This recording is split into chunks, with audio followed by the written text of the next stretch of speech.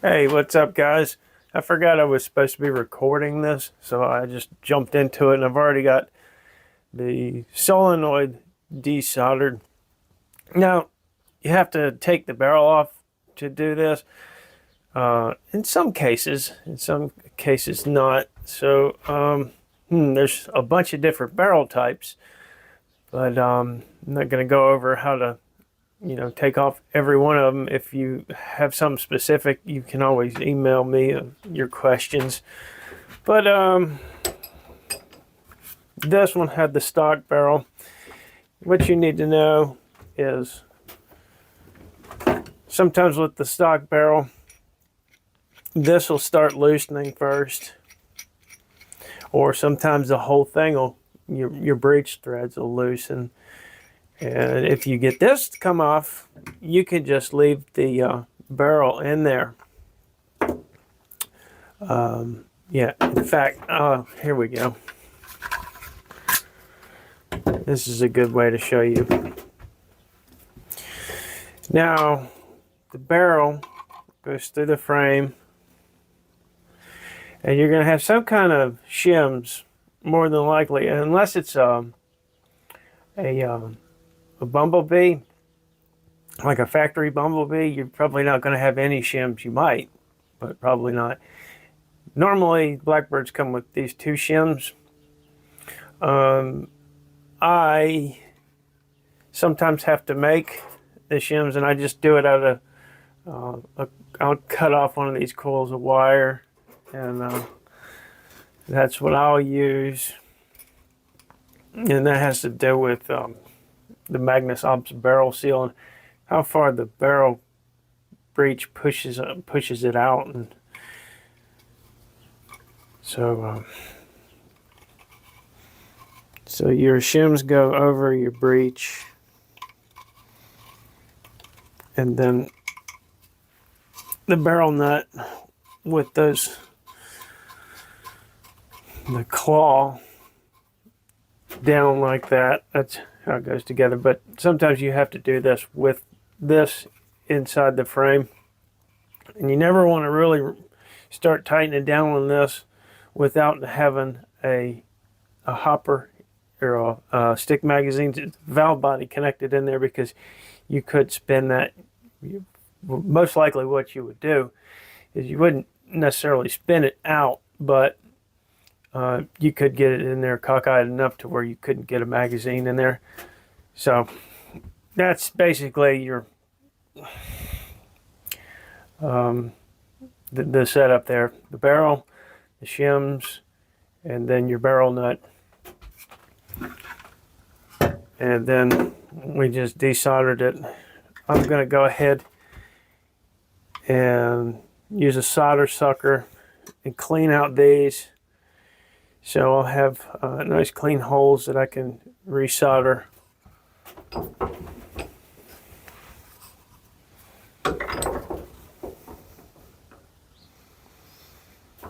And when the contacts are down like that, it's the biggest pain in the butt. I'm going to try to do this upside down, because the solder will, it's just a pain in the butt when the contact plates are facing down.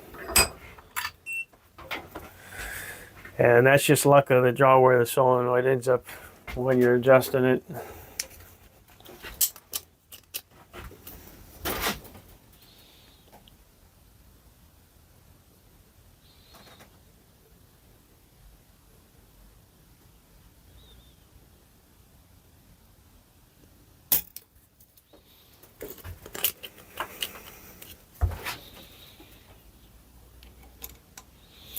Yeah, probably got my big old head all in your way.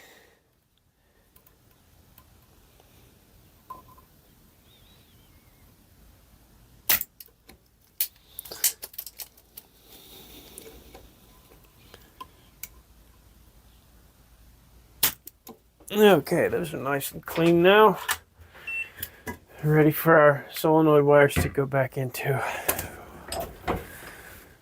So we could put this aside. Just to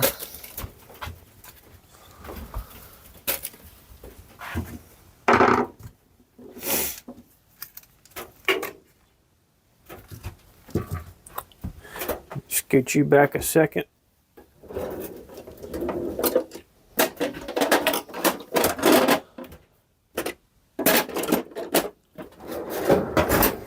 Yeah, I just started working on this thing like didn't have to film it, so that's why I'm not really ready. And then I was like, oh crap, I gotta film this.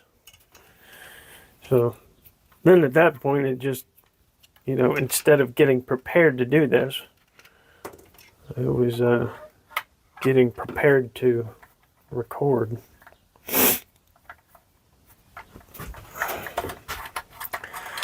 So we get those 2 screws out. And we're gonna need this. Not gonna need these sliders anymore. We'll need our trigger. Now there's a spring back there behind here. So when we pull this out, we're gonna push up from it from the bottom and put our finger over here so the spring doesn't bounce off into another dimension. So like so. And just catch it. And then we have our trigger and our spring right there. I'm gonna get some to, yeah. Yeah, I think I will.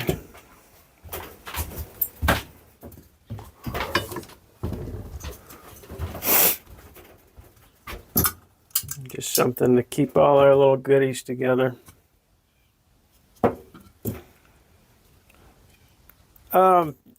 Yeah, if it's a Blackbird and you've got one of these rails, at this point it's good time to make sure that that's good and tight.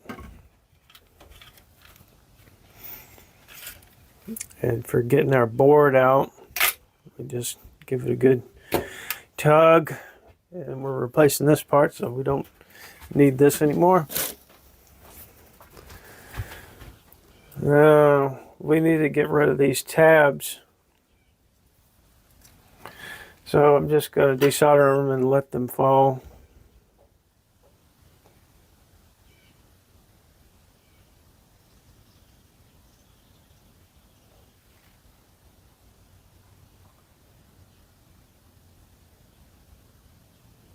A lot of solder on there. Tell you what, I'm gonna do it a little differently. Just put her over here. And we'll just use a little bit of solder to get things moving.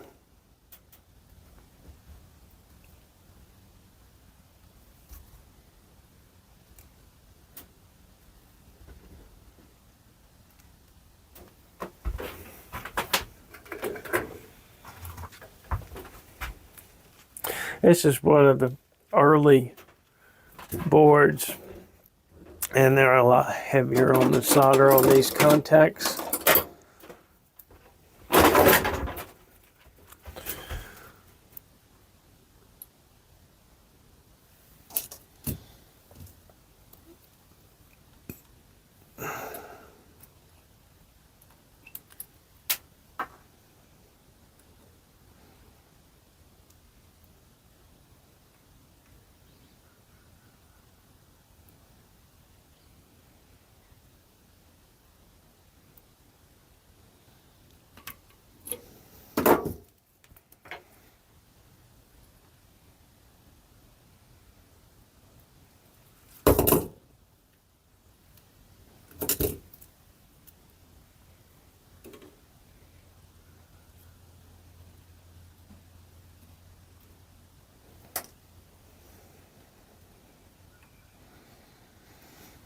Okay, we'll just leave all those globs of solder on there because we're going to need them in just a minute.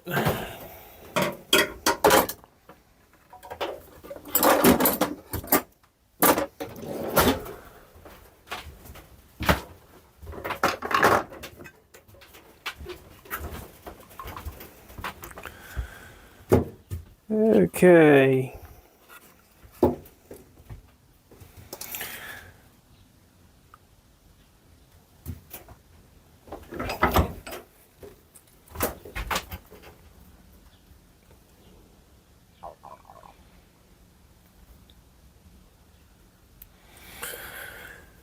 Now, as before, I've color coded these wires. That's going to be an awful lot of solder. Actually, I'm going to shorten these a little bit, but black for negative and red for positive. And even though this is an older version board, the positive and negative are still in the same location. So this is our positive side and this is our negative side. And this is going to sit in there like so. First, what I need to do is mount the buttons. So let me go grab some of those.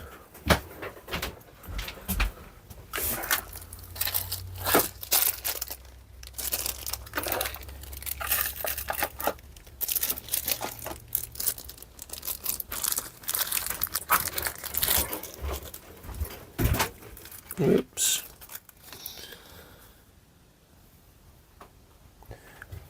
Now I'm just going to see if these fit without a little bit of file work. So these all these holes need a little bit of file work.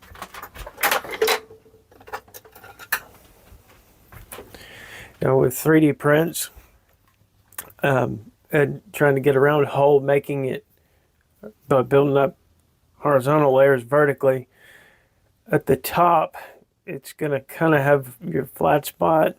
So I'm just going to go in there with a round file, kind of focus a little more on that top part.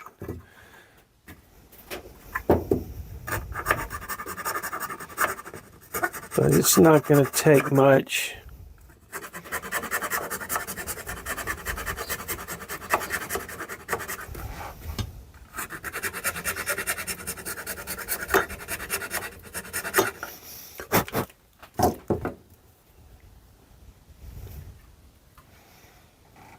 That one's good.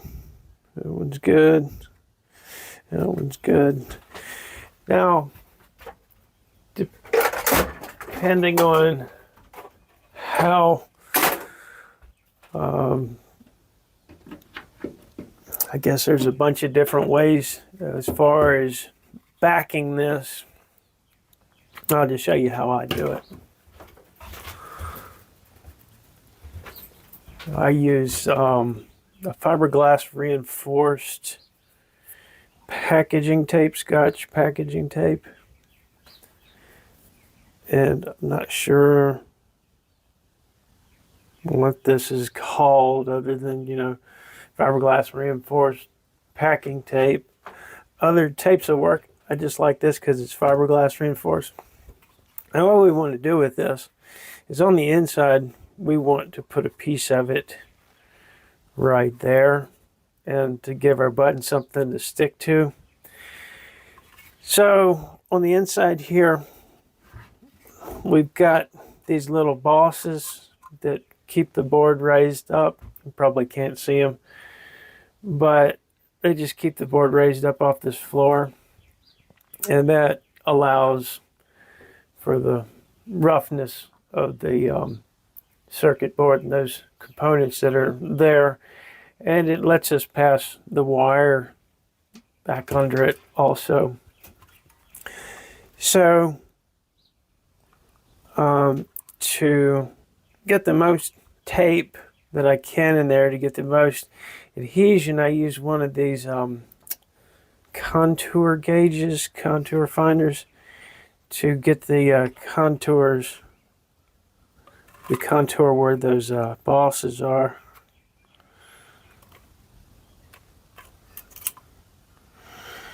And now I'm going to take that and transfer it onto tape. I'm going to roughly cut out the length I need.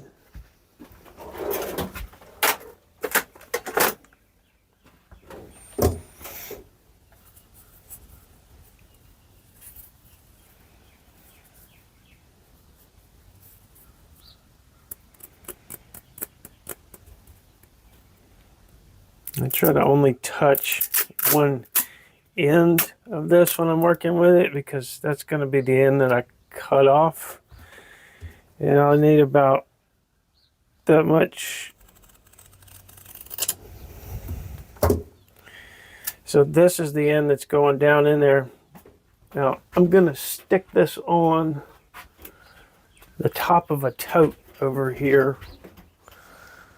This is just how I do it, because it's convenient.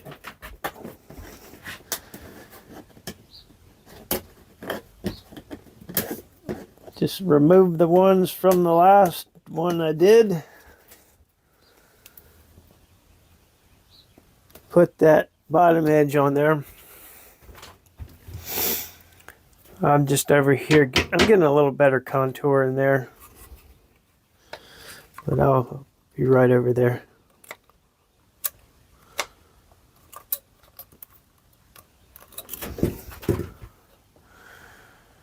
Okay, so this comes out and then goes directly on there. And I'll take a Sharpie.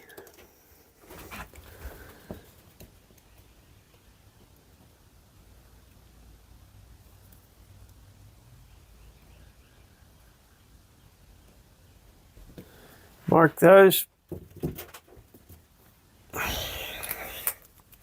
Get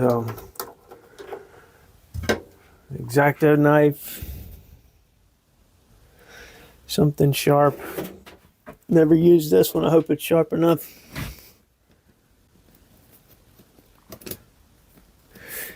Cut out those bosses.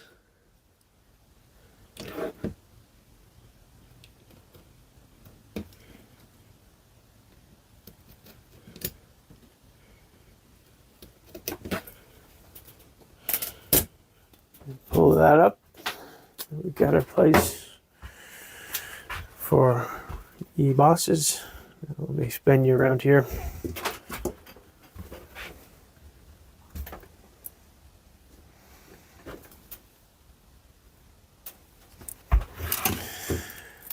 I'm going to slide this down in here.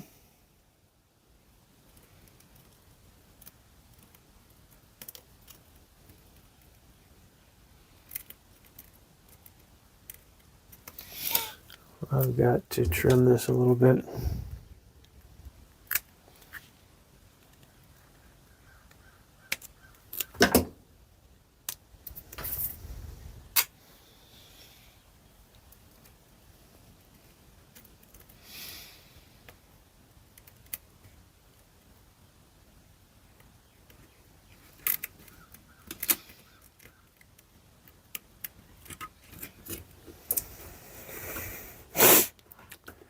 Press it in there real good and use something to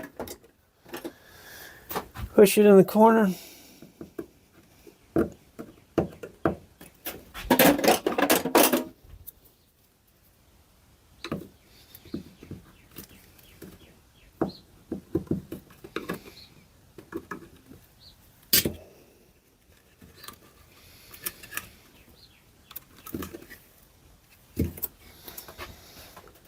Then cut the excess. I usually do that with a specific blade, but we'll use this.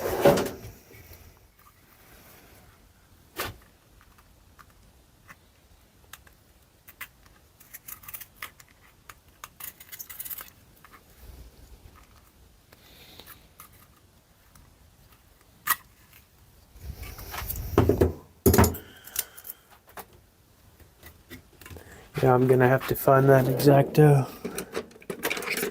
Cut, there it is. Because we need to cut out the place where our hopper plugs in.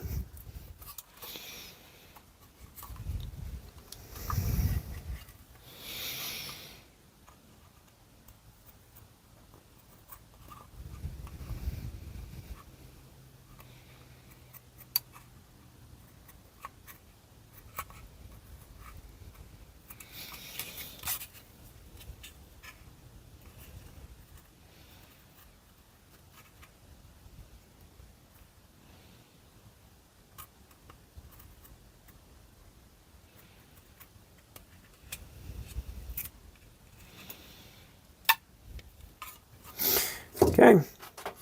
Now we can put our buttons in. And just with your the finger back in it, just press it nice and snug.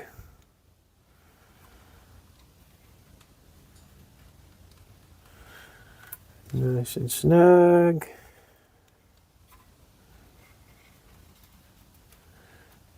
Okay, so those are our buttons. Now I'm gonna end up shortening these wires a little bit.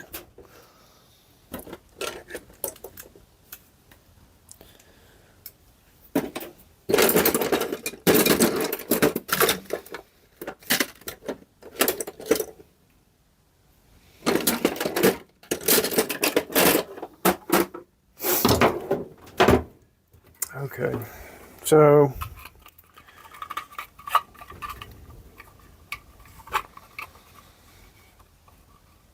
I'm going to take about that much off both of them.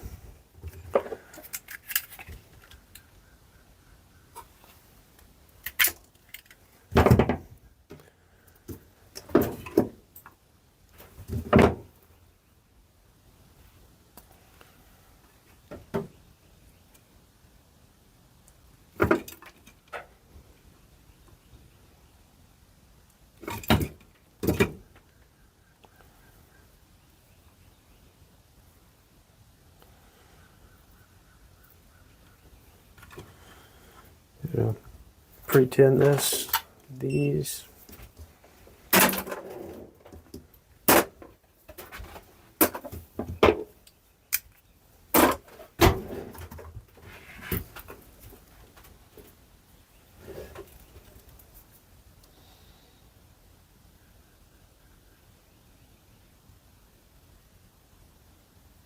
Don't need much because we got a lot on the board pads.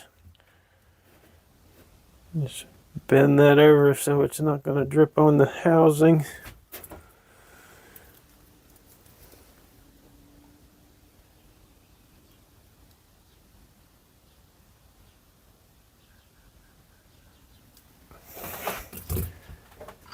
Okay.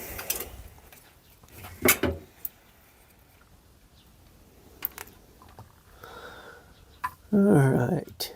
Negative to negative.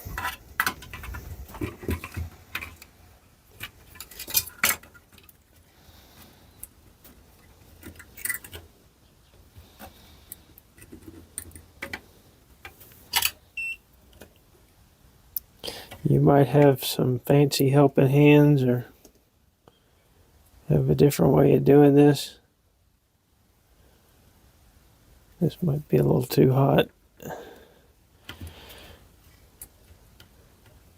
Yeah, here we go.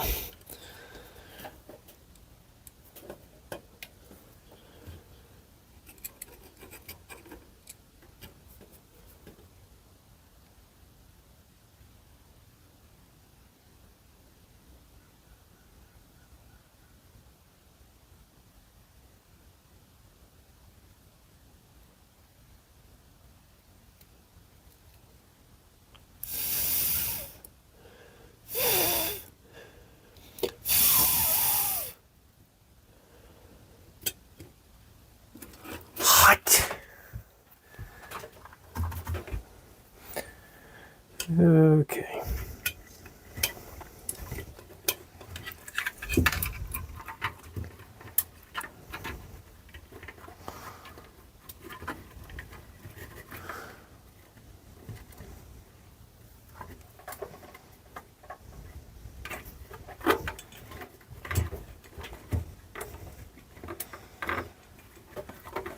Come on.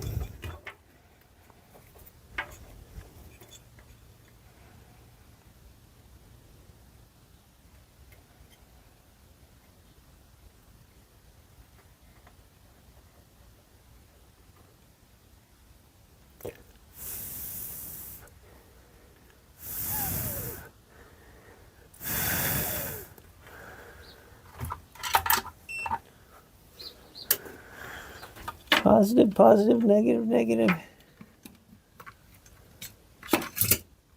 I'm going to do that negative just a little bit better. Maybe I can get some help from Mr. Alligator Clip.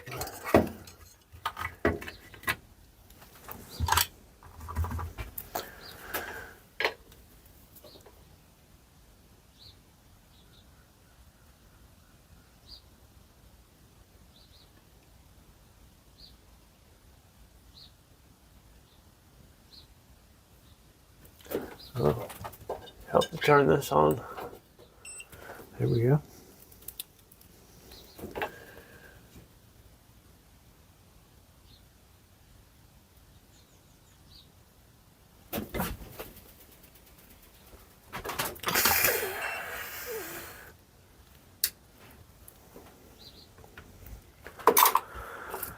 All right.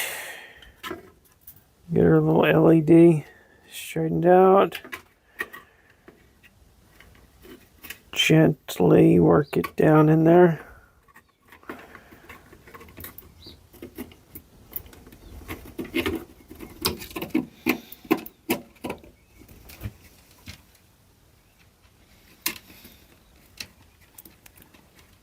And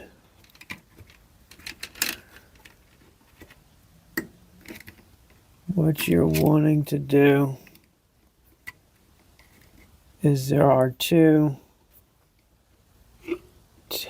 bosses right along this board component on either end of that.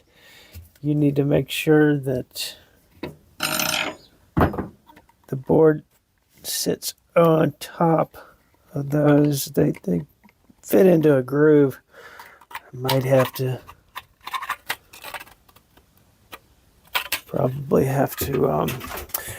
forgot with these older boards, I'd have to file this out just a little bit to get it to fit over.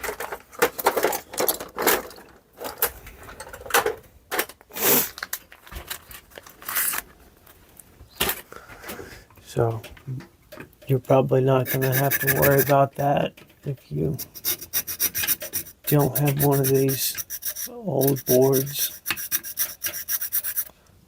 This was a 2K board I reprogrammed for 4K. The guy had been sitting on it for a long time.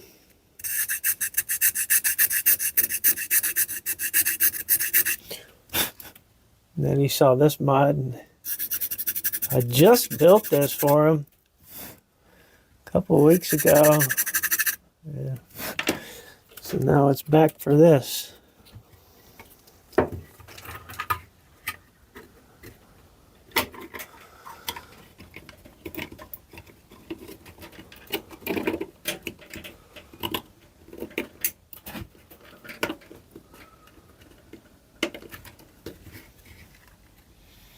A little more.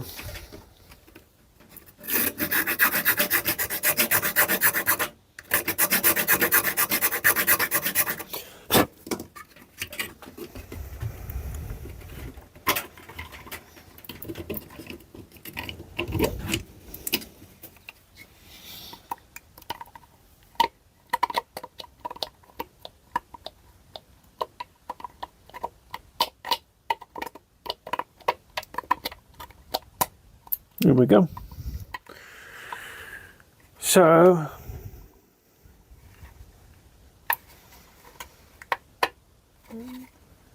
this board's a little bit longer too.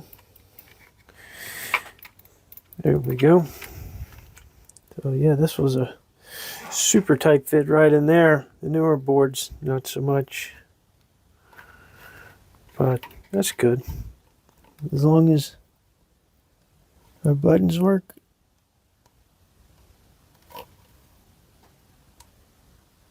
Which they do. And our window's in the right spot. Now, the part I hate, I need to make a window for this. I'm not going to do that on camera. What I'm going to do is I'm going to cut it out of this and then use my calipers to find out how high that is inside there. And that'll give me the height that I need to make it. And then, you know, I'll just rough in the length. We'll get that cut and then we'll tack it in there. So I'm going to go do that off camera now. All right, I don't know what happened. I think maybe my external microphone battery was starting to die, because all the following clips that were going to be in this video, it only recorded like 10 seconds of them. Anyway, we got it back together. We had a little bit of an issue with it was malfunctioning when we got it back together. So I had to take it back apart and figure out what was going on with it. The issue with it was, I think it might be because of that yellow board, just a slightly different fitment issue. But I just had to pull the metal tab on the trigger up just a hair. I had to bend it up a little bit. There's a little metal tab that bends over and pushes a micro switch down. I just bent it up a little bit, and that cured the problem. So he is all ready to go. And yeah, where I left you, we were just making the window for this. I had to go to Lowe's and get some different plexiglass, because the stuff that I showed you was about 2.5 millimeters thick, and I needed like 1/8 of an inch, or 0.08 inches thick, and that was perfect for this. So it was a real snug fit between the board housing and the display. So that's in there, and it's got a little bit of hot glue on either side of it. Not that it needs it, because it's such a tight fit anyway, but that's how we got that in there. And I also wanted to show you my Bumblebee, because I like this mod so much I decided to see if I could match it up, the colors up with you know, a Bumblebee. And so yeah, I said that I wasn't gonna do all my birds with it, but I really don't have another one that I can do with it now. Because I don't want to you know, replace my camo one. Maybe I could 3D print some snow camo, digital snow camo. Maybe that's a project for another day. All right, guys. Well, if you want one of these housings to do it yourself, that's about how you do it. And if you want me to do it, I'm more than willing. Just hit me up later.